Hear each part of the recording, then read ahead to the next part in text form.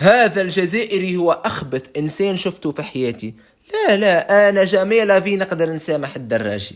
استنى، هذا مش كلامي، هذا راي بعض اخواتنا المغاربة بعد ما قام المعلق الجزائري حفيظ الدراجي بدعم اللاعب المغربي حكيم زياش.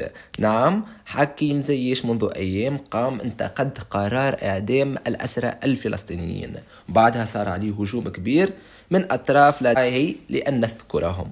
هوني شعمل المعلق الجزائري خرج يدعم اللاعب المغربي، خرج بالبوست هذايا قال نحن معك يا زياش. البوست هذايا التصريح هذايا فما شكون عجبو، قال والله أول مرة يعجبني شي حاجة يقوم بها حفيظ الدراجي، وفما شكون هجم على حفيظ الدراجي قال أنا جميلة في نقدر نسامحه، أهانا بزاف، استفزنا بزاف.